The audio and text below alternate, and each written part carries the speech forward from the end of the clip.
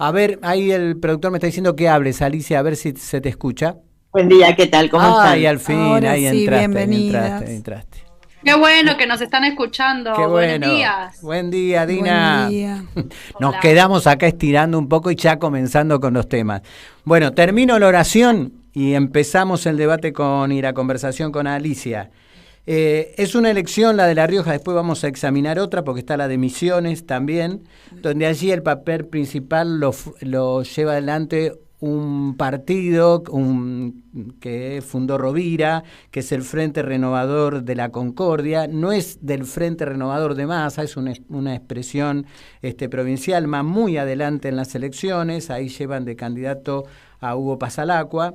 Y en Jujuy, donde se da también una elección muy interesante que hay que seguirla. Compleja. Hay Morales, que va de candidato, en realidad dice a presidente, pero es candidato a vicepresidente, claro, de alguna de las fórmulas con el PRO, posiblemente con Larreta.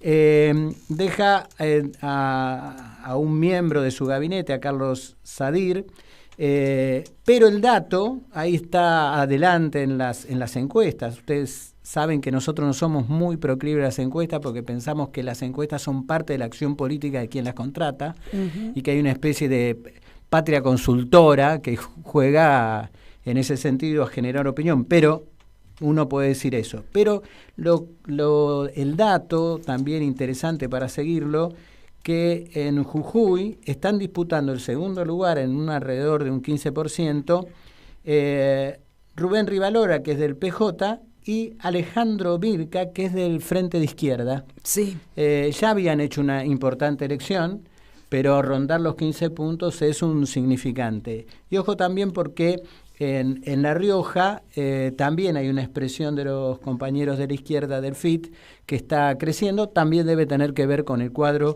de situación más general que nosotros siempre analizamos aquí en Soberanos. Bueno, dicho esta pequeña cuestión sobre las elecciones que vienen, vamos a la conversación con Alicia. Hola Alicia, ahora sí. ¿Qué tal? ¿Cómo están? Buen día. Bienvenida. Buen día. Che, Alicia, a ver si te parece, vamos, el orden que nos pusimos en el guión del programa es conversar con vos primero nosotros, después vamos a dar lugar a una serie de preguntas que nos llegaron por el WhatsApp del programa y de la radio. Pero empezar primero por alguna cuestión que tiene que ver con lo internacional, porque se dan esta cierto, no sé si llamarle paradoja, no, que es por un lado la coronación de Carlos III y una carta de Julian Assange, que yo la leí gracias a Alicia porque me la mandó. Pero quiero que comentes el significado de eso, Alicia, y empezamos con ese tema, después vamos por otros temas internacionales antes de ir a lo nacional. A mí me gustaría, digamos, situar un poquito el contexto, que es como suelo repetir desde hace bastante tiempo, porque a veces parece que no tomamos conciencia. Como a Chávez le gustaba decir con ciencia, digamos, para sumar la necesidad de usar la ciencia, de pensar en profundidad, de usar todas las herramientas que tenemos disponibles. No la mayoría de la gente que no está pensando en la política, sino que está pensando en cómo llegar, no ya a fin de mes, sino a mediados de mes. Claro. Pero a nosotros nos cabe, nos corresponde entender que estamos en medio de una crisis inédita.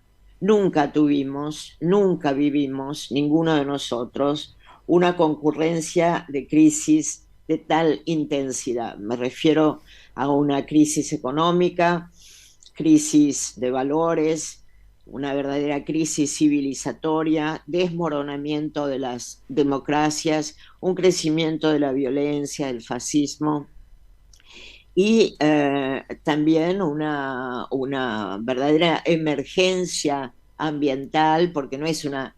Cambio climático parece una bonita palabra que mucha gente no le dice nada. Estamos viviendo una emergencia climática que ya la podemos sentir en cada uno de nuestros lugares, en nuestras vidas, y al borde de la Tercera Guerra Mundial. Estamos realmente al borde de una guerra nuclear. Entonces, en este sentido, el posicionamiento de Argentina no puede ser errático o no puede ser casual. Nosotros estamos, digamos, ante la opción de actuar de un modo o de otro en un momento en que se está reconfigurando un nuevo orden mundial, ¿no? Vemos que hay nuevos alineamientos, sobre todo frente a la cuestión de la guerra y en la cuestión económica. Y la Argentina, debo decirles con mucho dolor, compañeros, la Argentina está atrasando, está atrasando. Nosotros estamos de nuevo, como estuvimos en la época de Macri, en un régimen neocolonial, o como le gusta decir a nuestro amigo Zaffaroni, tardo colonial. ¿Y por qué digo esto? Como todos sabemos, nos acaba de visitar la generala del Comando Sur, la generala Laura Richardson, que habla de por qué es importante Latinoamérica para Estados Unidos. Y habla, francamente, de las posesiones del patio trasero, ¿no? Dice el 60% del litio del mundo está en el Triángulo del Litio, Argentina, Bolivia y Chile. Nos hace falta el litio. En esta región tenemos el Amazonas, tenemos el 30% del agua dulce, etcétera, etcétera. Habla de nuestros recursos naturales, hidrocarburo, oro, cobre, etcétera. Tenemos, dice, habla en primera persona del plural. Nosotros tenemos, o sea, Estados Unidos. A eso vienen, ¿no? Y esto, por supuesto, que tiene que ver con el endeudamiento con el FMI, que impone condicionamientos que tienen que ver con un fondo que nos ha prestado una cantidad de dinero impagable porque piensa quedarse después con nuestros recursos naturales, ¿no? Pues nos visitó también la subsecretaria de Estado, Wendy Sherman, que tuvo esa expresión tan desagradable. Dijo que la Argentina va a salir adelante si los ciudadanos soportan el dolor a corto plazo, es decir, aconsejándonos ajuste, sufrimiento. Vino el presidente de la Comisión Nuclear, de la Comisión Reguladora Nuclear, en un contexto en que Estados Unidos se opone abiertamente a que nuestro país tenga una nueva central nuclear, la Tucha 3, en acuerdo con China, y Estados Unidos se opone. Y acabamos de ver ahora, y francamente me resulta insólito, que Aníbal Fernández, el ministro de Seguridad, el jueves pasado en Estados Unidos, en Washington, firmó un acuerdo con el FBI para conformar un equipo de trabajo conjunto contra delitos complejos. Están hablando de un equipo de trabajo con las policías de ambos países con los objetivos principales de capacitar, de provisionar de equipamiento y de intercambiar información para luchar contra el narcotráfico, digamos, el país que más drogas consume, el terrorismo, el país que ha destrozado Medio Oriente con la pretendida ambición de terminar con el terrorismo, y en realidad han querido apropiarse de los recursos naturales, la trata de personas y el ciberdelito. Acabamos de firmar eso el jueves pasado, la Argentina con el FBI. Y a mí me resulta insólito, ¿no? Porque no necesito recordar, pero lo haré, que los Estados Unidos de América, que como decía Bolívar hace 200 años, parecen signados por la providencia para plagar de miserias América Latina en nombre de la libertad. Estados Unidos ha participado en todos y cada uno de los golpes de Estado de América Latina. Estados Unidos bloquea criminalmente a Cuba, a Venezuela, a Nicaragua. Acaban de entregar Citgo, la empresa petrolera venezolana, la acaban de entregar a la oposición venezolana, ¿no? Son verdaderos conspiradores que ejecutan planes muy precisos para cambiar de régimen Así en es. distintos países, como llaman elegantemente a los golpes de Estado. Ahí te Es decir, agrego, sí, sí, con sí, el FBI nosotros hacemos un acuerdo, que me sí. explique Aníbal Fernández dónde estamos parados. Sí, ahí te sumo una cuestión. Ese tipo de acuerdos sigue una tradición, que son los acuerdos con la DEA. La DEA, Claro, como para nuestros oyentes, es la Agencia de Persecución de la Droga, que tiene una serie de convenios. Por supuesto, los convenios que hace la DEA es interés de los Estados Unidos, el principal consumidor, y por lo tanto la DEA se convierte en un regulador del comercio hacia Estados Unidos y en los países donde se produce la droga o son de tránsito. Cuando se hace un convenio con la DEA, siempre es en interés de la DEA, no del país, ¿no es cierto? Y esto ha tenido repercusiones. Me acuerdo Patricia Bullrich yendo a los Estados Unidos para sus acuerdos con la DEA. Y si pudiéramos irlo para atrás, es uno de los elementos de la pérdida de la soberanía de las políticas que tienen que ver con un enfoque nacional y soberano de combatir el narcotráfico, no a los chicos o chicas o personas que son dependientes de la droga. Es un enfoque que, para nuestros oyentes, tiene otro antecedente peor, que es la guerra contra las drogas, la aplicación en América Latina, que costó enormes vidas y ninguna solución. El experimento mayor se hizo en Colombia. Quería agregar eso solamente, Alicia. Te hago una pregunta para llevarte de nuevo al tema del mundo en que estamos. Estados Unidos, parecería ser, vos corregime, pero que se resiste a perder la idea del mundo unipolar, o sea, un gran país hegemónico ellos, y aceptar que el mundo ya cambió y es multipolar. Y la pelea también está en dos modelos, porque China, por eso te digo que me corrijas, lo veo con una proyección distinta en la relación con los países tanto de África como de América Latina, que tienen que ver con la pero inmersión. Tanto China como Rusia, que Sí, son los principales, a quienes se oponen los Estados Unidos y vienen ministros a decirnos y funcionarios de primera, de segunda, de tercera y de cuarta, a decirnos que la Argentina no tiene que evitar el peligro de negociar con China o con Rusia.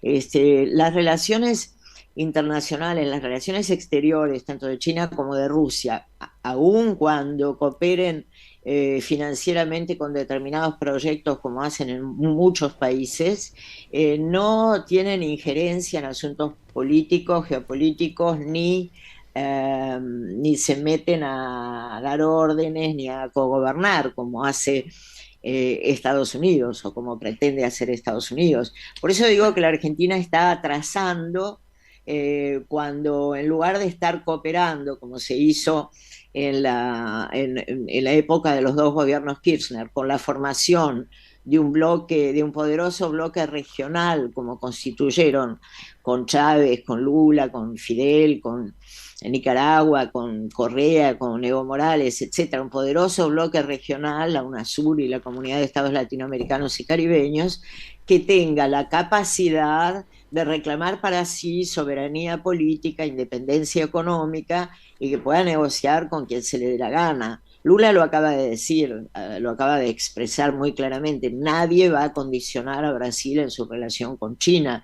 Además, Lula hizo un viajecito a China que no fue precisamente de turismo, hizo 15 claro. acuerdos con Xi Jinping, estuvo en la constitución del Banco de los BRICS, con la asunción de Dilma Rousseff, cuestionó el patrón dólar para el comercio internacional y manifestó que habría que negociar en otras monedas, criticó al Fondo Monetario Internacional, visitó a Huawei, que es el monstruo de Estados Unidos, y cuestionó también la posición de Estados Unidos y de la Unión Europea respecto a la guerra entre Ucrania y Rusia. Es decir, ya hay países de nuestra región como Bolivia, como Brasil, por supuesto Venezuela, Cuba, pero digo que ahora con la asunción de Lula y de López Obrador cambia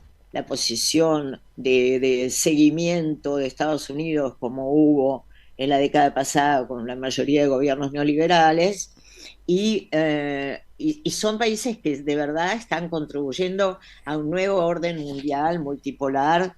Ya hay otro modo de negociar. Por ejemplo, Rusia y China usan yuanes en su intercambio comercial, pero no en pequeños intercambios comerciales, ¿no? Gazprom, que es la mayor compañía de gas de Rusia, y la Corporación de Petróleo de China ya han acordado negociar en rublos y en yuanes. Y esta es una derivación de las sanciones que Estados Unidos impuso a Rusia por la guerra, pero podríamos decir que le salió el tiro por la culata, porque lo que se está logrando es una desdolarización de la economía mundial.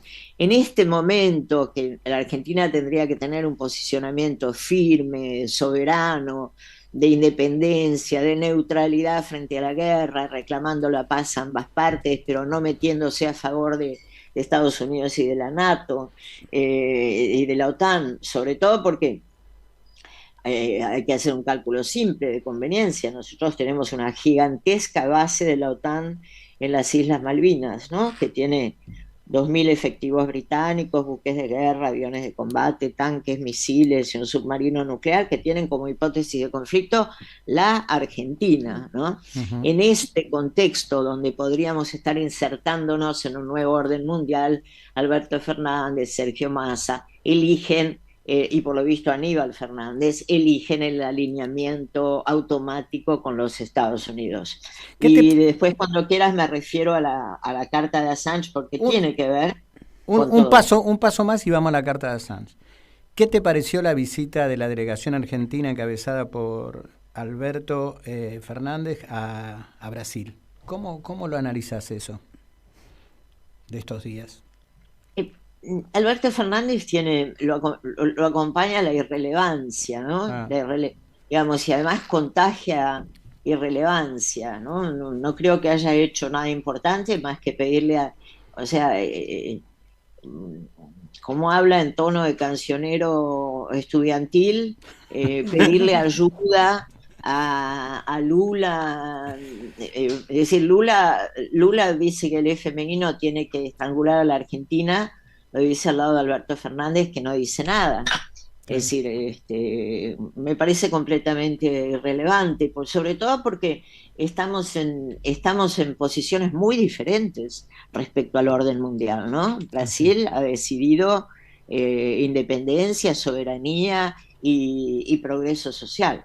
Alberto Fernández ha elegido legalizar la estafa que hizo Macri con el Fondo Monetario Internacional, que nuestro amigo Yanis Varoufakis en una conferencia virtual con soberanos calificó como la conspiración entre Macri y el Fondo Monetario Internacional para que la oligarquía se fugue la plata de la Argentina, y sugirió al gobierno argentino que hiciera una quita del 50% y otros plazos. Bueno, cuando Alberto Fernández hace un video de despedida diciendo que no va a reelegir y que cree que no ha hecho nada en contra del pueblo, que está seguro que no ha hecho nada en contra del pueblo argentino, miente, porque ha hecho lo peor que se puede hacer contra el pueblo argentino, que es legalizar la estafa de Macri, promover, como hizo Massa en el Congreso, agitar la aprobación de ese acuerdo, y luego quedaríamos atados inevitablemente al ajuste que se está produciendo, ¿no? Sí. El sábado pasado, y además hacen las cosas los sábados. A mí me recuerda tristemente, porque lo combatimos tanto, Alejandra, sí, compañeros, el modo de hacer, ¿no? Porque sí, hay modos, modalidades, gestos, rituales.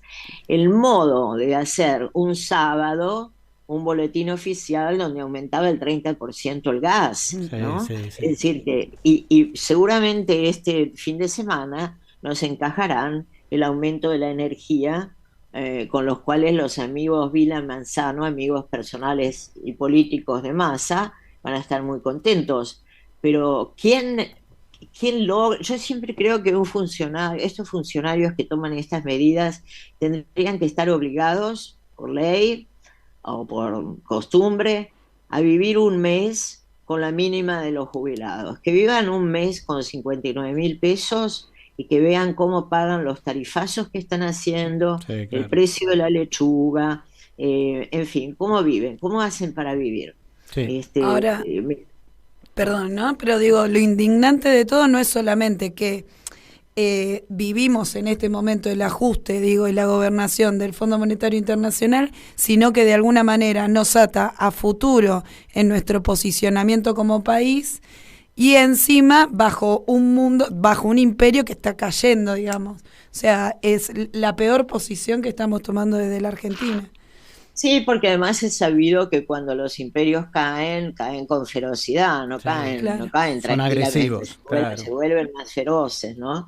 Que es lo que está sucediendo, más ambiciosos, les crecen los dientes. Claro. Y además Estados Unidos está manejando a Europa en el terreno de la guerra y colocando a toda Europa y al mundo al borde de una guerra nuclear. O sea, es muy grave la situación, por eso es de esperar que las próximas elecciones nos puedan traer candidatos, candidatas que tengan un programa, como tenemos en Soberanos, después podemos hablar de eso, Sí. detallarlo un poquito, que tengan un programa, que tengan un plan y que tengan un equipo, ¿no? Que tengan no solo un nombre. Nosotros ya sabemos y acabamos de vivir la dolorosa experiencia de Alberto Fernández, que se presentaba como un salvador para sacar a Macri. Y sí, logramos sacarlo a Macri, fue un buen golpe electoral, pero el hombre no podía gobernar, no sabe, no quiere o no puede.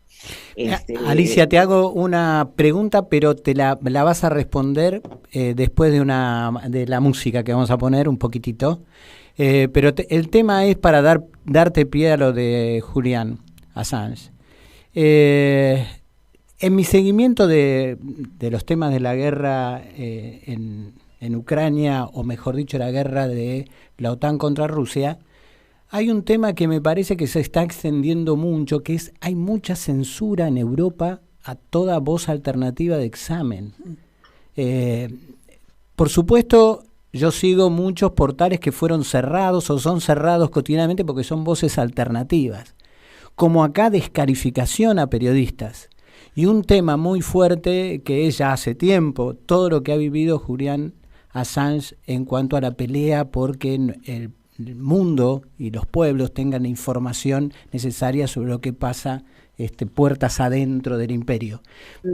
Bueno, vayamos al tema. Sí, vamos al tema porque hoy es Coronation Day, es un día seguramente impresionante. Yo me acuerdo de las ceremonias de cuando era embajadora en el Reino Unido. Las ceremonias reales son muy impresionantes y seguramente la coronación va a ser muy, muy llamativa, muy suntuosa. Se le pretenderá dar un marco popular seguramente, porque como tiene una cosa también festiva de calle, el pueblo participa, lo que no significa que ninguna monarquía pueda volverse popular, ¿no? Uh-huh. Pero justamente me parece que mientras ocurre esto, efectivamente, la persona que nos ha revelado cómo funciona el mundo, pues yo hace 12 años que sé que el teléfono celular es un micrófono gracias a Julian Assange, que al principio no nos dábamos cuenta de cuál era el nivel de penetración, del control que ejercían Estados Unidos y sus socios, lo que se llaman los 5 ojos, sobre todas nuestras cuestiones, sobre todos nuestros quehaceres, sobre todas nuestras comunicaciones, y que además Julian Assange democratizó al mundo entero, hombres y mujeres del mundo entero, sin ningún sesgo partidario, democratizó los secretos de Estado y los horrores de la guerra de Estados Unidos. ¿Cómo han respondido los Estados Unidos? Lo han hecho, Lenin Morel tuvo un asilo diplomático que le otorgó Correa en la Embajada del Ecuador en Londres. cuando asumió Lenín Moreno y a cambio de dinero del Fondo Monetario Internacional lo entregó salvajemente a la policía del Reino Unido, que se lo llevó arrastrado a una cárcel de máxima seguridad, un hombre que no tiene cargos, no tiene ningún cargo, pero está en la prisión de Belmarsh de máxima seguridad, esperando ser extraditado a Estados Unidos, y Estados Unidos, los campeones de la democracia, los campeones de la libertad de prensa y los que nos van a enseñar a nosotros cómo luchar contra el ciberterrorismo, están reclamando la extradición de Assange, que no es norteamericano, es australiano. Su base Wikileaks, su base de difusión es una plataforma internacional, no es de los Estados Unidos, no ha violado ninguna ley de los Estados Unidos, pero ese es el modo que tienen los Estados Unidos de hacer. Están buscando un castigo ejemplar para quien es un héroe de la verdad. Entonces esta carta de la que vos mencionás, creo que vale la pena leer unos párrafos, si me permitís. Sí. Porque vale la pena, justamente porque hoy es el día de la coronación de Carlos III, y Julian ha podido difundir una carta que dice: a Su Majestad el Rey Carlos III, con motivo de la coronación de mi señor, he creído oportuno invitarle de todo corazón a conmemorar esta trascendental ocasión, visitando su propio reino dentro del reino, la prisión de Su Majestad Belmarsh. Sin duda recordarán las sabias palabras de un renombrado dramaturgo: la calidad de la misericordia no es forzada, cae como la suave lluvia del cielo sobre el lugar de abajo. Se refiere a Shakespeare, por supuesto. Claro. Pero ¿qué sabría ese bardo de la misericordia ante el ajuste de cuentas en los albores de su reinado histórico? Después de todo, uno puede conocer la medida de una sociedad por la forma en que trata a sus prisioneros, y su reino sin duda ha sobresalido en ese sentido. La prisión de Su Majestad de Belmarsh está situada en la prestigiosa dirección de One Western Way, Londres, a corta distancia del antiguo Colegio Naval Real de Greenwich. Qué agradable debe ser que un establecimiento tan estimado lleve su nombre. Uno puede realmente conocer la medida de una sociedad por cómo trata a sus prisioneros. Es aquí donde están recluidos 687 de sus leales súbditos, respaldando el récord del Reino Unido como la nación con la mayor población carcelaria de Europa Occidental. Como su noble gobierno ha declarado recientemente, su reino está experimentando actualmente la mayor expansión de plazas carcelarias en más de un siglo, con sus ambiciosas proyecciones mostrando un aumento de la población carcelaria de 82.000 a 106.000 en los próximos 4 años. Todo un legado. Como preso político retenido a placer de Su Majestad en nombre de un soberano extranjero avergonzado, por supuesto se refiere a los Estados Unidos y a las revelaciones que él mismo hizo sobre los crímenes de guerra de los Estados Unidos. Retenido a placer de Su Majestad en nombre de un soberano extranjero avergonzado, me siento honrado de residir entre los muros de esta institución de categoría mundial. Verdaderamente, su reino no conoce límites. Durante su visita tendrá la oportunidad de darse un festín con las delicias culinarias preparadas para sus leales súbditos, con un generoso presupuesto de 2 libras al día. Saboree las cabezas de atún mezcladas y las omnipresentes formas reconstruidas que supuestamente están hechas de pollo. Y no se preocupe, porque a diferencia de instituciones menores como Alcatraz o San Quintín, no hay comedor comunitario en un comedor.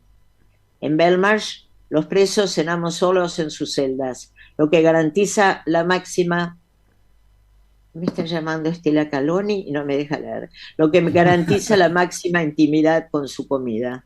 Más allá de los placeres gustativos, puedo asegurarle que Belmarsh ofrece amplias oportunidades educativas para sus súbditos.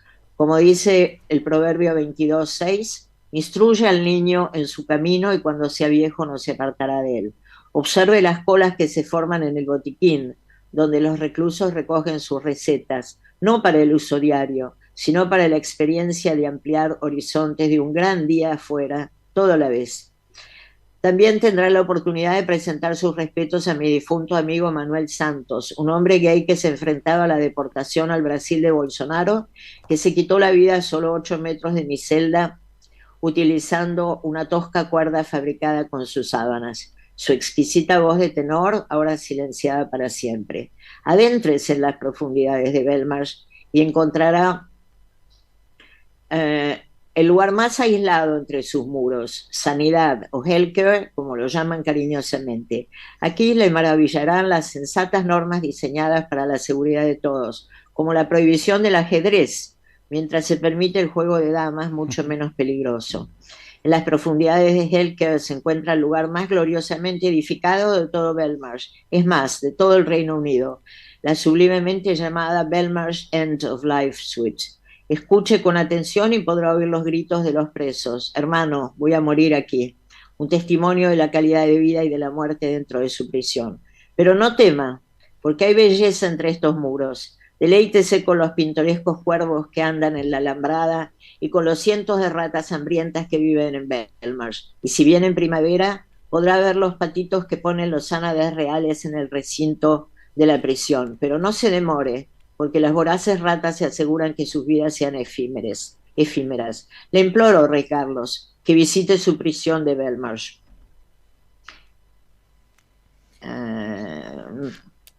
Bueno.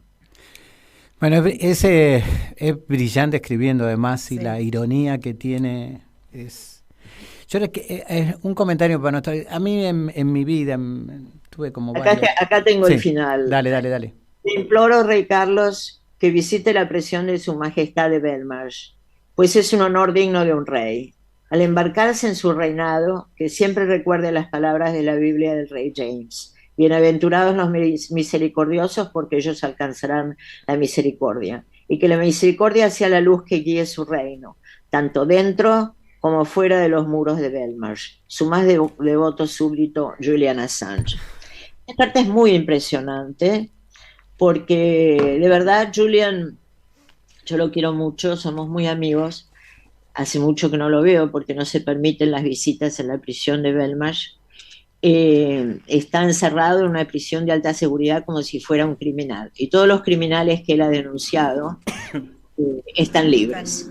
Así que esta es una de las grandes paradojas que nos hacen ver qué mal estamos y que realmente estamos viviendo en una crisis civilizatoria. ¿Sabes que eso, las palabras de Assange en la carta sobre que vaya a visitar la cárcel y qué significa una cárcel, en tanto cómo trata una sociedad a sus presos, es como es esa sociedad? A mí me tocó por varios años en la Comisión de la Memoria y crear un órgano de control de las cárceles. Y es terrible, porque me tocó periodos en la provincia de Buenos Aires, era esto, donde las tasas de prisionización crecían, y lo que vos veías en las cárceles, además de todo lo que cuenta Sanz, multiplíquenlo. La desesperación, cantidad de pibes jóvenes detenidos, muchas veces la mayoría de ellos por defensores oficiales que estaban atiborrados, me tocó vivir situaciones de tortura en la cárcel, porque personas que nosotros visitamos después eran golpeadas, en un caso fue con picana eléctrica. Y me tocó, entre estas tareas, presentar en un momento al gobierno nacional de Néstor lo que había sido una masacre en Magdalena, producto que se habían quemado 23 presos, que el servicio penitenciario no le había abierto las puertas en un incendio de una cuestión. Y Néstor ahí, cuando terminábamos, todas las pruebas que teníamos eran contundentes. Néstor me dice, bueno, vos prepará el equipo, yo te aviso, agarramos un helicóptero y bajamos de sorpresa en una cárcel. ¿Vos sabés lo que significaba eso para nosotros que luchábamos? Porque era el impacto de llevar a la sociedad que más ojos vieran lo que ocurría en las cárceles. No se pudo, al final no lo logramos hacer. En esa conversación había alguien que se oponía, que era el jefe de gabinete, lamentablemente, que es Alberto. Qué casualidad, ¿no? Decía, esto es imposible, me decía, Alejandro, esto es imposible. Pero también habla de esto que Julián recién decía, por eso me impactó un poco la parte esa, que es la parte que me tocó vivir a mí en estas cosas de control. Te llevo Pero a otro... además, Sí, pensemos que Assange está sin cargos en esa prisión exactamente. y que Estados Unidos lo está persiguiendo con la amenaza de 175 años de Terrible, prisión, No, es no, decir, varias terrible. vidas. Con ese Estado, con los Estados Unidos, nosotros acabamos de firmar un convenio para combatir para combatir y para asegurar la ciberseguridad. Es decir, en lugar de lograr, como quería Cristina, y yo me había puesto a trabajar en eso al final de mi mandato como embajadora, en lugar de lograr soberanía en todos los aspectos, incluso cibernética, es muy importante tener soberanía en nuestros sistemas de comunicación que se van sofisticando. En lugar de eso, nos atamos al FBI, que combate Claro. de esta manera, como hemos leído en esta carta, que combate de esta manera lo que supone que son delitos informáticos. Vale la pena decir que Julian Assange no es un hacker, él Claro. solamente ha difundido información que recibía después de desencriptarlas y de chequear que fueran fuentes confiables. Y así nos hemos podido enterar de muchas cosas, ¿no? Así es. En el Claro. plano local, bueno, de muchas cosas, de cómo Venezuela estaba entre los 5 países que tenían una importancia estratégica para ser controlado permanentemente. Nos hemos enterado en algún cable en los cables, la serie de cables diplomáticos, que es muy interesante respecto a Latinoamérica, cómo Sergio Massa visitaba la Embajada de Estados Unidos y hasta se sentía avergonzado el encargado de negocios por la forma en que criticaba a Néstor Kirchner, que le parecía exagerada. Sí. En fin, Eso delitos de- cibernéticos. Bueno, Alicia, si te vamos a pasar Ah, ahora algunas preguntas de nuestros oyentes y oyentas y después volvemos a algunos temas que yo te quiero seguir. Dale. bueno, empezamos con una pregunta bastante interesante, quizás un poco amplia. Para Alicia Castro, dice, si pensara en la redacción de una nueva Constitución Nacional, ¿qué lineamientos generales propondría teniendo en cuenta las necesidades y urgencias actuales? Gracias, saludo desde Quilmes. Bueno, me gusta la pregunta porque además yo he reflexionado mucho sobre una nueva constitución. Ujú. Yo creo que soy la única diputada que presentó un proyecto de una nueva constitución en el año 2002. Sobre todo porque yo había podido ver cómo fue el proceso constituyente popular en Venezuela. Digamos, no una constituyente con personalidades que se sentaran a debatir o a transar, como fue la constitución del 94, sino una constituyente donde hombres, mujeres, niños, adolescentes, gente de todas las clases y actividades estén llamados, estén convocados a conformar su nuevo orden de reglas, las nuevas reglas, porque pensemos que la Constitución que nosotros tenemos está perimida en tantos sentidos. Se hizo cuando no había internet, por ejemplo. Pongo un solo ejemplo, pero en realidad es una Constitución que no responde a las necesidades de los argentinos. Entonces, en una nueva Constitución tenemos que pensar en cosas muy centrales, digamos, cosas que son estructurantes, como la función social del capital, qué queremos hacer con la tierra, qué hacemos con los latifundios, digamos, cómo nosotros regulamos la función me refiero a la parte ambiental, cómo nosotros regulamos un acuerdo de agroproducción que tenga incluido restauración ambiental para enfrentar el desastre climático, para enfrentar el cambio climático. Esto también es una novedad que no abarca la Constitución que nos rige, que no dice nada, ni tiene nada contemplado acerca del cambio climático, que es una situación que podría llamarse novedosa, aunque no lo es. Claro. Luego tendríamos que instaurar una institución que a mí me parece maravillosa, que es la posibilidad de cambiar, de revocar un mandato del presidente, vicepresidente, diputados, ministros, a la mitad de su mandato, ¿no? Se pueden reunir la igual cantidad de firmas con las que fueron votados, más uno, y así revocar el mandato. Yo creo que los ministros, los funcionarios que no funcionan, inclusive el presidente, hubiera estado, en el caso de que nosotros tuviéramos esa institución, mucho más apegado a cumplir su contrato electoral si tuviera la posibilidad de ser revocado en la mitad de su mandato y no tengamos que esperar penosamente tantos meses de destrucción de nuestra soberanía, demolición de la soberanía. Luego, por supuesto, la nueva Constitución creo que tiene que estudiar, analizar, establecer la propiedad inalienable de los recursos energéticos. Nosotros, por supuesto, que necesitamos una empresa nacional del litio que, claro, digamos, eventualmente pudiera asociarse con otros estados que tienen litio, como México, como Bolivia, claro, que ya lo han declarado de propiedad estatal, ¿no? Bueno, etcétera. Son muchos los puntos, pero en realidad una nueva Constitución tendría que revisar todo y muy centralmente hacerlo en forma de una constituyente popular, como Mariotto organizó, por ejemplo, la ley de medios, con consultas populares a nivel federal, con una gran actividad del pueblo, para que luego sientan esa Constitución, como se siente en Venezuela, claro, como propia, ¿no?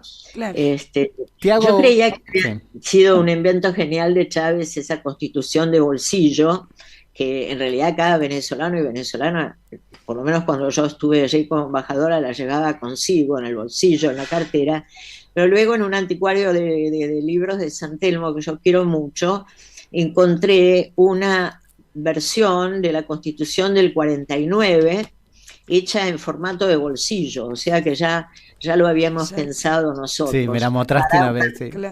Para una Constitución del 49, que es la que tiene que inspirar, desde mi punto de vista, una nueva Constitución que abarque, por ejemplo, la estatización de los servicios públicos. Claro. No podemos estar esperando que nos suban el gas o que Vila y Manzano nos suban la energía. Me parece que tiene que estar en manos del pueblo. Alicia, así siempre... que estos son algunos de los lineamientos. Bueno, hay varias preguntas, pero te quiero hacer una que... lo nombraste a Gabriel Mariotto y él siempre dice en algunas conversaciones y en algunos medios lo ha tirado también, que el Plan de la Patria de Soberanos es un aporte a la discusión del movimiento nacional, pero que tiene que tener un reflejo en las discusiones que vienen sobre el futuro del país en las elecciones. ¿Cómo lograrlo, ese debate? ¿Cómo pensamos? Yo creo que los temas, Alejandro, son los temas, de verdad creo que los temas que nosotros hemos incluido en el Plan de la Patria son los temas que nos importan y que son, como te decía, algunos estructurantes, ¿no? Por ejemplo, respecto a la deuda externa, nosotros no podemos reconocer la estafa. Así es. La nueva Constitución, como hablábamos recién, tiene que salir de la democracia representativa, que como hemos visto no representa los intereses de nadie más que de los poderosos, que no necesitan de la Constitución, pero el pueblo sí necesita de una Constitución que habilite una democracia participativa y protagónica. Luego, nosotros en Soberanos nos llamamos orgullosamente radicalmente ecológicos, ¿no? Una vida en armonía con la naturaleza y en solidaridad con las futuras generaciones, y un nuevo pacto ambiental nos parece fundamental. Después tiene que haber un programa de emergencia nacional, ¿no? Con un shock redistributivo, como plantea siempre Amado. Uh-huh. No podemos seguir viviendo en esta emergencia a diario, ¿no? La emergencia a diario, lo que representa el shock que representa pagar la cuenta de la verdulería o de la farmacia o del supermercado, ¿no? Así es.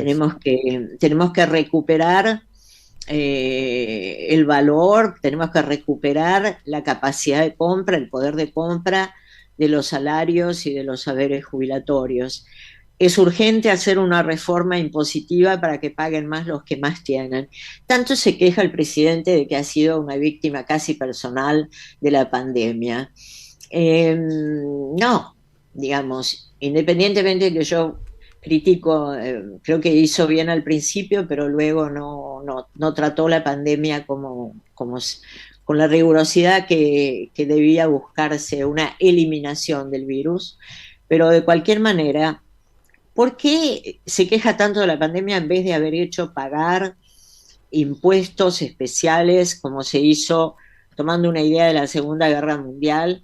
Pagaron impuestos especiales las empresas que se beneficiaron con la guerra. Claro. Entonces, acá tendrían que haber pagado o pagar, estamos a tiempo, impuestos especiales las empresas que se beneficiaron abiertamente con la pandemia. Me refiero al sector farmacéutico, el sector del comercio virtual y el sector de las comunicaciones.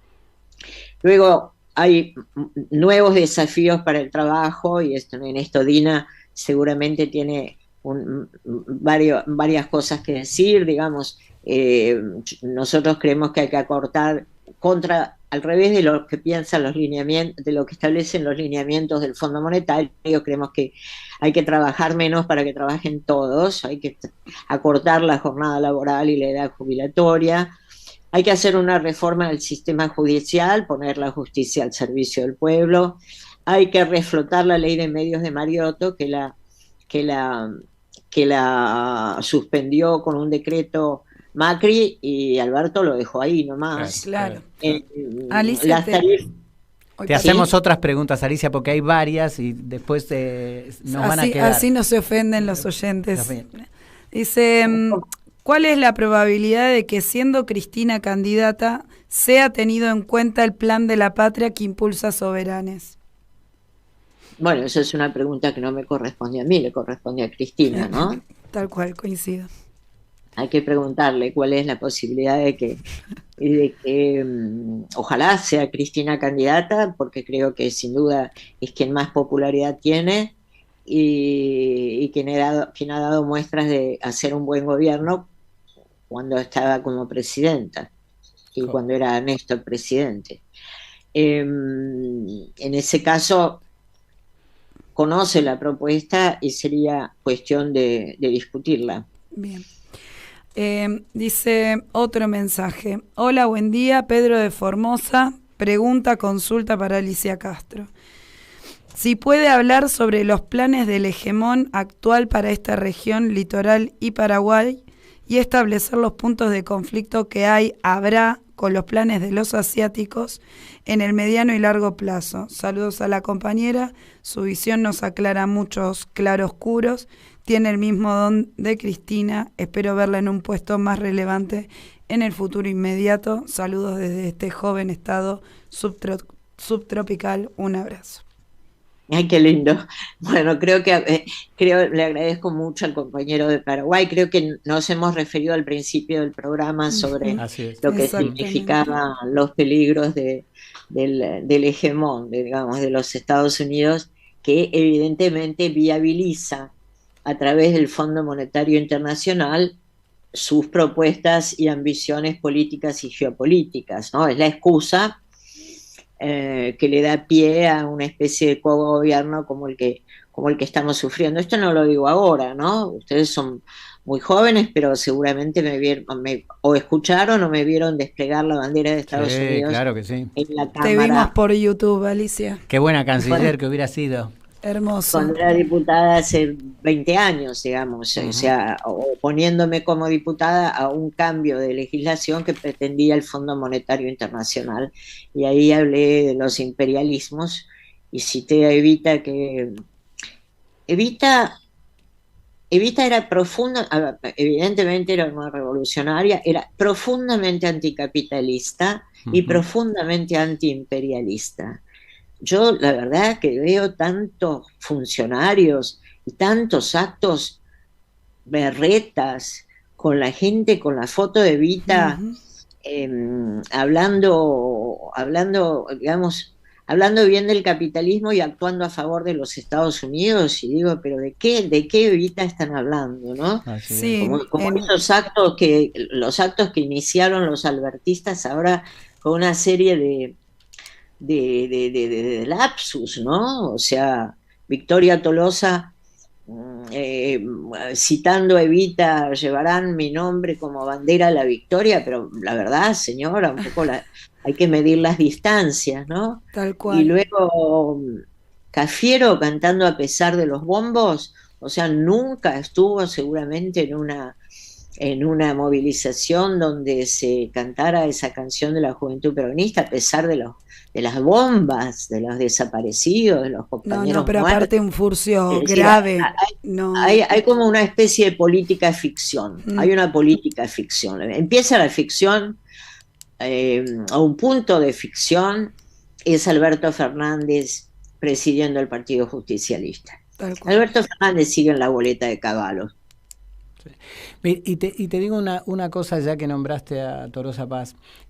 Hay un debate que está en Juntos por el Cambio, pero también está en una parte del Frente de Todos, que parece que la responsabilidad de la crisis fueran los planes sociales. Basta de mentir. No, tal cual. Basta de mentir. El problema, la cantidad de subsidios, de mejoras, de baja de impuestos, de privilegios que tienen las grandes corporaciones, ¿no es cierto? El grupo de agroexportadoras que se llevan cantidad, el desastre que hicieron con Alelic, pero para ellos el problema es bajar los planes sociales en este país, con el 40% de pobreza y el 50% en los pibes. A mí me enervan esas cosas, me sacan esas cosas de ver que todos disputan a ver quién es el más malo con los planes sociales, ¿no? Y que la campaña electoral se hace eso. Entonces aparece Patricia, aparece Larreta, aparece Tolosa Paz, aparece el propio gobierno. Todo ajuste. O sea, discuten la magnitud del ajuste, no discuten otra salida, ¿no? El discurso único, ¿no es cierto? Ahí tiene una de las patas claves. El ajuste se tiene que hacer sobre nuestro pueblo. Me enerva eso, Alicia, me enerva. Digamos, el total del ELIX es equivalente a más o menos a más de 10.100 billones con B, ¿no? Uh-huh. Equivale a 1.88 veces el monto de toda la base monetaria del país. Y con la tasa efectiva actual, el 141.25%, los intereses le dejan a los bancos una ganancia de 5.000 billones con B cada 120 días, ¿no? Esto es lo que hace un gobierno que se llama nacional y popular, favorecer a los bancos. Aparte de ¿qué han hecho con las reservas de 45.000 millones de dólares? Es una pregunta. Todo el mundo se queja de Miguel Pese. Bueno, ¿por qué no lo echan en todo caso? Pero han dilapidado las reservas de 45.000 millones y por lo tanto le vuelven a pedir, que es lo que está haciendo Sergio Massa y pretendiendo quedar bien con eso, le vuelven a pedir dinero al Fondo Monetario Internacional. Es decir, el Fondo Monetario nos está prestando plata para que paguemos lo que le debemos al Fondo Monetario Internacional. Ese dinero no se invertirá. Escúchame, en este conversatorio con los oyentes, con nosotros. Bueno, sumamente interesante escucharte, Alicia. Te leo otra consulta de un oyente. Dice, mi nombre es León Guberman y estuvimos con el Negro Soares charlando con Gabriel y Alicia. Quisiera saber qué piensa del tema de la unidad, porque muchas veces se confunde con amontonar personas y no resulta en nada concreto. ¿Cuál cree que es el problema de la fragmentación que nos moviliza y no nos deja dar batallas que hay que dar? Alicia. Sí, es compleja la pregunta de León porque hay que pensar en muchos elementos que han impedido dar batalla. Durante 2 años los pseudointelectuales del espacio hablaban de la correlación de fuerzas, ¿no? Digamos, eran un equipo interesante de posibilistas, entre los que había psicoanalistas, teóricos, supuestos intelectuales, que no han dejado el escritorio, ¿no? Y no el diván, y no han participado en la política. En realidad la política es cambiar la correlación de fuerzas. Cuando hablan de la correlación de fuerzas, yo siempre me acuerdo de muchas cosas, pero me acuerdo podemos recordar a Néstor, claro, con el 20% de los votos, todo lo que hizo. Podemos recordar a Chávez, que en el 2002, en una cumbre en Quebec, fue el único que el único mandatario en la Cumbre de las Américas, el único que estuvo en contra del ALCA. Y bueno, hubiera podido pensar la correlación de fuerzas no es favorable, sin embargo se dedicó a cambiar la correlación de fuerzas con toda su energía, ¿no? Y 3 años más tarde derrotamos al ALCA en Mar del Plata, acá, ¿no? Había reunido la capacidad política, la formación, la fortaleza, la energía de Néstor, de Lula, habían convencido a Tabaré, etcétera, y logramos derrotar al ALCA, que en ese momento te digo que fue la derrota, un amigo lo califica como la derrota estratégica más importante que sufrieron los Estados Unidos después de Vietnam. Claro. Y nosotros nos hemos pasado 2 años, no ha sido mi caso, ¿no? Que he sido crítica del gobierno desde el comienzo y he renunciado a la designación como embajadora en Rusia por desacuerdo con la política de relaciones exteriores de este gobierno. Me sentí muy honrada con la designación, pero la verdad es que yo no puedo representar a un gobierno que se alía con Estados Unidos contra Venezuela, contra Cuba, contra aliados históricos como Rusia y China. Entonces, creo que esa teoría que impregnó a muchos dirigentes del Frente de Todos durante 2 años, que no se podía hacer autocrítica, que el fuego amigo, me parece que hizo mucho daño. Hubiera sido muy bueno que todos y todas pudiéramos criticar, por ejemplo, que durante la pandemia se dieran recursos a empresas que tenían ganancias extraordinarias, o que se siga premiando a los bancos en lugar de a las personas. En fin, me parece que desde el comienzo el gobierno mostró la hilacha. Desde aquella foto del 9 de julio donde Alberto Fernández se rodeó de empresarios y en lugar de tener a verdaderos representantes populares, podíamos ver por dónde iba a ir. Luego, la unidad en sí misma, o sea, la unidad en sí misma no garantiza nada, ¿no? ¿Qué quiere decir? Lo importante es la unidad detrás de un proyecto. La unidad de concepción, digamos. La unidad de concepción y la unidad en la acción, o sea, yo estoy cansada de los arrepentidos, ¿no? Claro. O sea, si viviera no lo volveríamos a traer a Menem al gobierno, pero tampoco a personas que han estado tan claramente como Alberto Fernández, como Sergio Massa, tan claramente del otro lado, ¿no? Tan claramente, ¿no? Que estaban en contra de las retenciones al campo, que estaban en contra. Alberto Fernández estuvo contra la ley de medios. Entonces, ¿de qué estamos hablando cuando critica los medios hegemónicos? Entonces, me parece que tiene que haber unidad en la acción, unidad de concepción y unidad detrás de un rumbo, detrás de un programa. Por eso nosotros en Soberanos tenemos una disciplina, que es que cuando criticamos algo como el acuerdo con el fondo, y fuimos los primeros del Frente de Todos, no solo en criticar el acuerdo con el fondo, sino en promover alternativas, como por ejemplo que se llevara al fondo la Corte Internacional de Justicia, como que se hiciera una auditoría. Hicimos incluso una denuncia penal con Alejandro Olmos, con Amado Udú, con Gabriel Mariotto, una denuncia penal para que se permitiera abrir el secreto fiscal, para que pudiéramos saber si las empresas que habían fugado tenían capacidad para comprar el dinero que habían fugado, que era dinero de la deuda. La jueza Capuchetti lo tiene cajoneado, pero digamos, nosotros presentamos alternativas y también presentamos alternativas al plan económico que no son escuchadas. Entonces, digamos, nosotros con el sector del albertismo no tendríamos una unidad posible porque no sería productiva. Claro, tal cual.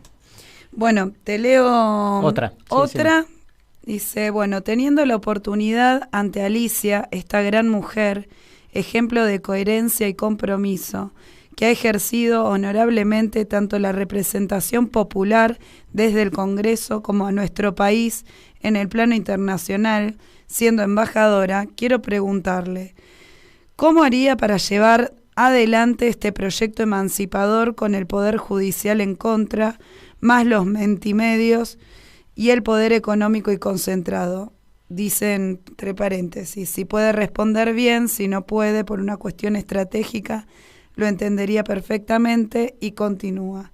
Por último, si hay posibilidades, y en tal caso, ¿cómo se haría que Soberanes se abra a nivel nacional, bueno, en un espacio no solo para la militancia, sino fundamentalmente de cara a la sociedad, en el sentido que esta sociedad espera y desea? Una apertura democrática con cabildos abiertos, foros de discusión y debate, etcétera, etcétera. Lo que en mi opinión sería una gran muestra de transparencia y generosidad en la constitución y construcción de algo nuevo y auténticamente representativo. Mi admiración profunda a esta gran compañera, patriota inclaudicable. Qué bonito, muy generosas sus palabras. ¿Quién lo firma o quién lo pregunta? Mira, no pone su nombre directamente. No mandó su nombre. Bueno, si nos está escuchando, que no mande y así lo aclaramos. Exactamente. Y bueno, quiero agradecerle la generosidad de sus palabras, y en realidad yo de verdad creo que hay tanta gente, que la mayoría del pueblo argentino somos un pueblo que tiene muchos cuadros políticos, que tiene muchos pensadores, que tiene una enorme cantidad de científicos, de laburantes produciendo cosas de todo tipo, pequeñas, medianas y grandes. Creo que hay cuadros intermedios del sindicalismo, no me refiero a los gordos, pero cuadros intermedios del sindicalismo como Dino Feller, por ejemplo, que tienen una actuación brillante. Me parece que este no es cualquier pueblo, ¿no? El pueblo argentino. Entonces, para contrarrestar a los poderes fácticos, cosa que no es nada fácil, nadie puede ser tan inconsciente de decir que es fácil, pero me parece que hay elementos, y esos elementos son, uno, por ejemplo, es la ley de medios, uno de los elementos. Otro es tener una nueva constitución con nuevas reglas. Me parece que el modo de contrarrestar a los poderes fácticos es el poder popular. Por eso, como hicieron Néstor y Cristina, por ejemplo, y como hace el presidente de Bolivia, y como hace el presidente de México, y como está tratando de hacer Lula, a pesar de tener poderes fácticos. Todos ellos tienen poderes fácticos en contra, todos ellos. O sea, el problema con los medios no es argentino, son multinacionales, las energéticas, es decir, las nuevas formas de abuso sobre los trabajadores. Ahora el abuso es la inflación, ¿no? Antes eran otros, ahora es la inflación, el modo de pulverizar el poder de compra del salario de los saberes jubilatorios es la inflación. Ahora, los poderes fácticos no van a desaparecer por arte de magia. Hay que contrarrestarlos con poder popular, no se me ocurre otra respuesta. Dina, vos querías... Hola Dina, ¿nos estás escuchando? Los escucho y quiero, bueno, primero agradecerle a Alicia, siempre tan clara, tan coherente, no sé, tan didáctica, porque no es solo tener, como decía Perón, una comprensión de la política, ¿no? Él decía que había que comprender la política y que los dirigentes teníamos que tener esa actitud, pero además el comprender y hacer que otros comprendan, que es una doble dimensión de la tarea, porque siempre es un ida y vuelta, siempre es un diálogo esto, eh, es lo que nos está faltando, es de lo que hoy recibimos por todos los espacios donde transitamos, gremiales, políticos, sociales, la cotidiana. Falta ese diálogo, falta esa escucha, falta ese ida y vuelta, que es lo que reflejaban también los mensajes de los oyentes, las preguntas que pedían, ¿no? Y yo, bueno, primero reconocer esto y hacer una pequeña reflexión en torno a esto. Y segundo, bueno, obviamente saben que mi tema tiene que ver con el mundo del trabajo y con cómo nos organizamos, pero también poner esto en una dimensión política. Nosotros no arreglamos solo, no buscamos solo resolver, pensar, problematizar cómo se llega a fin de mes, si no intervenimos un poco más allá, si no vamos a quienes toman las decisiones. Esta semana estaba en un taller con la Federación de la Carne, en un sindicato muy, muy grande del país. Imagínense lo que significa la Federación de la Carne, y recordamos cuando, bueno, decíamos, ¿cuántos miembros parlamentarios hay hoy que provienen del mundo sindical? ¿No? No llegamos a contar con las dos manos, ¿no? Y esto tiene que ver también con qué tipo de leyes se empujan, se aprueban, se trabajan, y qué respuesta tenemos del lado de los laburantes, del lado de los sectores populares, y este divorcio, esto que decía Alicia, ¿no? Bueno, ¿qué está pasando? ¿Qué pasó que en los peores momentos, cuando venía el ajuste, en el menemismo, venía la flexibilización laboral, y había resistencia, y ella, bueno, contó su momento con la bandera, que había un armado, y al mismo tiempo que teníamos esa imagen que trajo ella, pero que retrata todo un momento.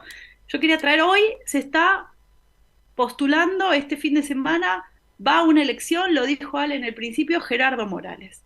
Gerardo Morales en ese momento era diputado y era el portavoz más agresivo. Alicia, te vas a acordar, y lo podés contar vos también, tus historias ahí, tus anécdotas, tus recuerdos, pero para traerlo a presentar, era el más agresivo portavoz en contra de los servicios públicos en manos del Estado. Digo, ¿cuánto pasa desde ese momento hasta ahora que hoy siguen estos personajes siendo candidatos viables, limpiando su imagen y con las mismas prácticas y con los mismos discursos? ¿Ay, qué parte nosotros estamos teniendo por delante que aprender, que mejorar, que resolver dentro de nuestros propios espacios?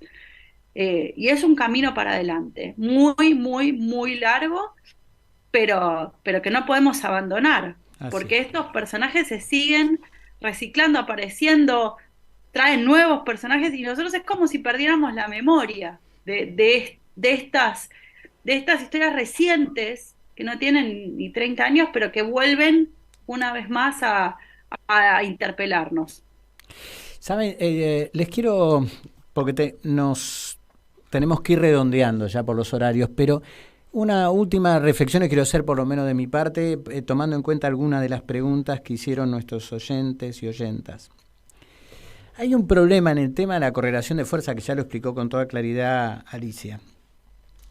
Pero yo siempre digo esto en las charlas que me toca dar dentro o de Soberanos o del Movimiento Nacional. Dentro del Movimiento Nacional y del instrumento momentáneo, el Frente de Todos, desde el punto de vista de la base social, ¿cuál es la mayoría? Porque yo creo que es una minoría muy fuerte e importante a nivel de los dirigentes que está de acuerdo con entregar la soberanía al Fondo Monetario y cogobernar con ellos y pegar tremendo ajuste que se está pegando, pero la mayoría no está de acuerdo con eso. La mayoría de nuestra base social está de acuerdo con tener soberanía, con tener mejores salarios, con estas cuestiones que contaba Alicia en cuanto a qué pensamos de cómo desarrollar el país. Si la mayoría de nuestra base social piensa que hay que hacer una reforma constitucional, que tenemos que ir a fondo con el tema de la justicia. O sea, no es un problema de correlación de fuerza en el movimiento nacional. Es un problema de que hay una parte de nuestra dirigencia que no comparte esa estrategia política de nuestra base social. Y que hay responsabilidades, para mi manera de ver, ¿no? También para contestarle a los compañeros que preguntaban esto, hay una responsabilidad también de nuestro lado, en el sentido de generar la organización popular, los cabildos abiertos, una forma organizada, no de pequeños kioscos, sino de fuerza política, de organización popular, de confiar en la potencia revolucionaria de la democracia entendida como la democracia de nuestro pueblo, que se hace sin pedir permiso. ¿No es cierto? Ahí está la correlación de fuerza que nosotros tenemos que buscar, el camino que nosotros tenemos de buscar. La idea de que el movimiento nacional es un movimiento que tornó a la derecha, para mí no es exacta. Es un error que no comparto de los que sostienen eso. Yo creo que una cosa... Pero en absoluto. No, estoy de acuerdo que vos vas a estar en la misma. Tienes razón, porque además el surgimiento de... Perdóname que Sí, no, dale, por favor. El surgimiento de personajes caricaturescos como como Milei, no es algo que nosotros simplemente podamos criticar, como a los medios o como Así la es. justicia. Mm, Digamos, la responsabilidad directa es del Frente de Todos. Y así además es. es un fenómeno que es mundial y que está estudiado. Cuando los dos partidos principales, o los dos oponentes políticos principales, en este caso el Frente de Todos y Juntos por el Cambio, no ofrecen diferencias, se van pareciendo. Por ejemplo, bueno, el ejemplo más claro es que uno contrajo la deuda más grande que ha otorgado el Fondo Monetario Internacional irresponsablemente, y el que siguió, al Frente de Todos, la legalizó la estafa. Creo, como ha denunciado Toñetti, finalmente creo que sí ha habido un pacto de impunidad y de inmunidad, y también creo en ese sincericidio que tuvo Alberto Fernández cuando le dijo a Navarro, Navarro lo publicó, cuando le dijo al periodista Navarro, yo seré quien termine con 20 años de kirchnerismo. O sea, son personas que han hecho un pacto de impunidad y de inmunidad con el macrismo, son personas que han legalizado la estafa del Fondo Monetario Así es. Internacional, y son cuadros que pretenden reciclarse como masa, indefinidamente, ¿no? A ver si hace bien el ajuste. Eso está mostrando Massa. Qué bien, Massa hizo un acuerdo con China. ¿Hizo un acuerdo con China? Qué bien. Hicieron 100 con los Estados Unidos. Hacen acuerdos con los Estados Unidos todos los días, como acaba de hacer este acuerdo el Ministerio de Seguridad con el FBI. Sí, Por sí, favor, Sí. sí. que han participado en todos y cada uno de los golpes de Estado en América Latina, que mataron a Allende, que hicieron torturas en Abu Ghraib, que están persiguiendo a Julian Assange. Esos son nuestros ejemplos. Entonces a mí me parece muy importante la coherencia, así como Dina resaltó la importancia de la memoria, y para los que somos y hemos sido sindicalistas eso es fundamental. ¿De qué lado estabas? ¿En dónde estabas vos? ¿Qué hacías durante la guerra? ¿Qué hacías Claro, durante el menemismo? así es. ¿Qué hacías? ¿Estabas en la boleta de Caballo Ah, o estabas luchando contra Te Caballo y hago, contra... te hago la última Entonces, pregunta, Alicia, porque yo, son varias. esto, Sí, esto quiero llevarme a decir sí. que por eso nosotros sostenemos un candidato a Ujú. presidente como Gabriel Mariotto. Y no estoy hablando solamente de un compañero que es ejemplar en sus prácticas políticas, como compañero, que está todos los miércoles, todo el día en el Centro Cultural Mujica para los compañeros que quieran acercarse a discutir, a debatir, a incorporarse al Plan de la Patria, a incorporarse a las distintas comisiones. Por eso nosotros tenemos, aparte de Gabriel como nuestro candidato, tenemos un gabinete en las sombras de gente que es coherente, de gente que ha trabajado distintos temas y que me gustaría, si me ¿Cómo permitís, no? poder nombrarlos. Sí, por favor. Eh, Maximiliano Rusconi en Justicia, Jorge Elbaum para Defensa y Derechos Humanos, Mariano Pinedo en Soberanía Alimentaria, Alejandro Olmos trabajando el tema de la deuda externa, un equipo de Robelli y otros en Economía. Nos gustaría mucho que Dina incorpore otros sindicalistas a un equipo de trabajo. eh, Liliana Masure en Cultura y Comunicación, José Batela para coordinar una política del Estado que sancione los delitos penales y que podamos hacer una revolución impositiva donde paguen en la Argentina más los que más tienen. Liliana Masure en Cultura y Comunicación. Nos gustaría mucho que Milagro Sala participe con Dina en temas de trabajo y también temas de pueblos originarios. A Mario Volpe le interesa y a nosotros nos interesa que Mario Volpe, que tiene una gran cultura de estudiar nuestro mar, que nos hace ver que somos un país marítimo, excombatiente de Malvinas, que es del CECIM La Plata, nos gustaría que tuviera un Ministerio del Mar, Ambiente y Pacto Ecológico, Damián Marino y Juan Pablo Olson. Juan Pablo es el hijo de Alcira Argumedo, así que lleva 2 generaciones estudiando la cuestión ambiental, así como Olmos Gaona lleva 2 generaciones estudiando deuda externa, y Damián Marino. A mí me gustaría ocuparme de relaciones exteriores, etcétera. Pero digo, somos un equipo de personas que nos gusta decir lo que pensamos y hacer lo que decimos. Y a eso vamos. Bueno, bárbaro, Alicia. Bueno, te agradecemos mucho Muchísimo. todo lo que te tomaste con nuestro programa y muy clara todo lo que decís. Y lamentablemente a los compañeros que mandaron preguntas, oyentes y oyentas, se las vamos a tratar de ir respondiendo durante los distintos programas de acuerdo al lineamiento de soberanos. Así que muchas gracias, Alicia. Te Muchas mando gracias, Alicia. un Abrazo. enorme beso. Igualmente, yo sigo igual atenta porque ahí lo veo a Jorge que se sentó con el mate y lo quiero escuchar también. Perfecto, perfecto.